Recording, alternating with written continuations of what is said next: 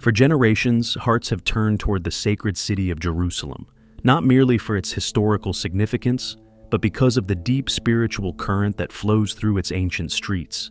This is the land where prophets once spoke, where Jesus walked among the people, where he was crucified, and where he rose again, changing the course of history forever. In the heart of Jerusalem lies a structure held in reverence by Christians around the world, the Church of the Holy Sepulchre. More than just a building, it is believed to be built over the very place where Jesus gave his life on the cross and where his body lay buried in a tomb, until that glorious moment when he rose again. For over 16 centuries, this church has stood as a silent witness to faith, sacrifice, and hope. But recently, something remarkable happened within its sacred walls, something that has brought new light to one of the most powerful moments in human history. Before we dive deeper into this astonishing discovery, please take a moment to subscribe to our channel. Your support helps us continue bringing stories of biblical wonders and hidden truths to life every week. Now, let's take a journey into what lies beneath the stones of one of the holiest sites on earth, a restoration that changed everything.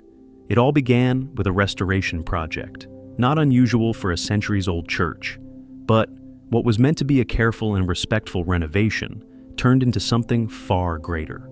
As workers and archaeologists carefully peeled back layers of stone flooring from the 4th century, they had no idea what was waiting for them below. Leading this delicate effort was archaeologist Dr. Francesca Stlair, who has spent years studying the ancient roots of Jerusalem. What she and her team uncovered was more than just broken pottery or weathered stone. What they discovered spoke directly to the pages of Scripture, validating a passage that has puzzled historians and believers alike for generations.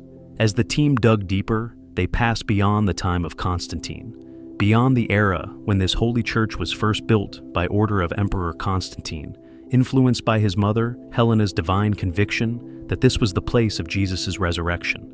But what lay even further beneath those foundational stones revealed a more ancient story, one that stretched back hundreds, even thousands of years. Layer by layer, the team began to uncover the geological history of Jerusalem itself. They discovered signs of civilization from the Iron Age and the Roman period, and found compelling evidence of the transition from a Jewish cultural center to a Christian pilgrimage site.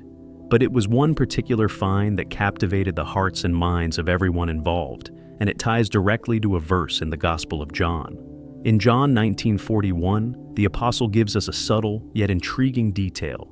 Now, in the place where he was crucified, there was a garden, and in the garden, a new tomb in which no one had yet been laid. This verse has long raised questions. Why would a garden be situated so close to a Roman execution site, a place known for death and punishment? For centuries, that question had no clear answer, until now. What the archaeologists found beneath the Church of the Holy Sepulchre seemed to breathe life into John's account. They unearthed what was once a vast stone quarry, abandoned and forgotten over time. But this wasn't just a quarry. Evidence showed that after it had been emptied of its stone, it was transformed into something else, a burial ground. More than that, the team found stone-cut tombs carved directly into the rock, each one echoing the burial traditions of the time. And woven between these tombs were signs of agriculture, evidence of a garden that once flourished in this very place. The discovery of dry stone terraces indicated intentional cultivation. These were no random plantings. This land had been worked with care. Pollen samples taken from the soil revealed ancient traces of flowering plants and food crops, the very signs of a garden that once thrived in this rocky place. The gospel narrative suddenly shifted from abstract to physical. No longer just words in a holy book. This was something real. This wasn't a myth or a poetic metaphor. There truly was a garden near the site of crucifixion. There truly was a tomb carved in stone. This changes everything. What makes this discovery even more profound is the sequence it unveils.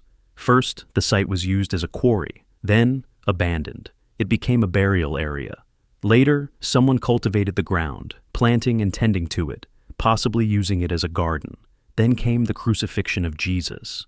Later, a church was built to honor that moment. And now, centuries later, the stones themselves are revealing the truth. The transformation of this site, Quarry to tomb, tomb to garden, garden to shrine, is exactly what the Gospel writers described. And now, the very soil agrees.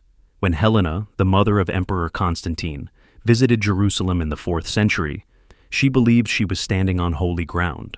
Her vision led to the construction of the Church of the Holy Sepulchre, but for centuries, skeptics have wondered, was she right? Could she have really identified the true place of Jesus' death and resurrection? Now, nearly 1,700 years later, the stones seem to confirm her faith. The alignment of archaeological findings with biblical descriptions is not just coincidence, it's evidence. Too often, people are told they must choose between faith and science, between scripture and evidence. But this discovery shows that truth doesn't divide, it unites. Here in Jerusalem, archaeology is not contradicting the Bible, it is confirming it. Every layer unearthed, every stone studied, tells a story that has already been written, and these findings continue to validate the reliability of Scripture. The rocks, long buried, now speak.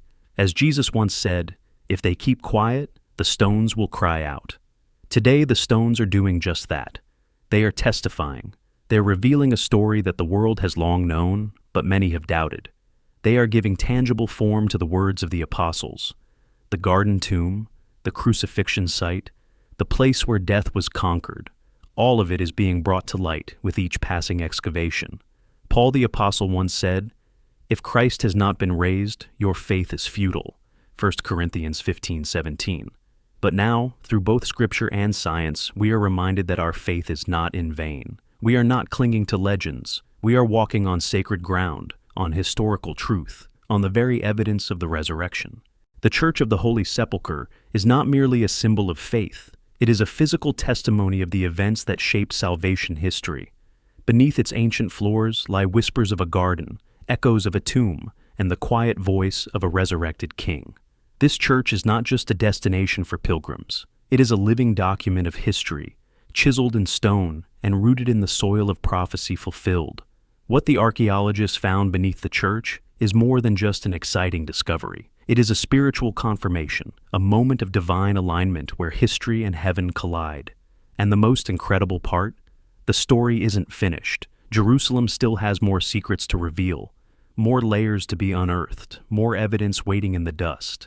Every excavation brings us closer to understanding just how much of the gospel can be touched, felt, and seen. The city where Jesus walked still bears his footsteps. The tomb where he was laid still echoes with resurrection power. And the stones of Jerusalem still tell the story, loudly, clearly, and eternally. What has been discovered beneath the Church of the Holy Sepulchre is not just history. It is holy testimony. It is evidence that what we believe isn't just based on faith alone. It is also grounded in the physical, in the stones, in the garden soil, in the empty tomb. And so, we listen. Not just with our ears, but with our hearts. Would you like to hear more about incredible biblical discoveries like this one?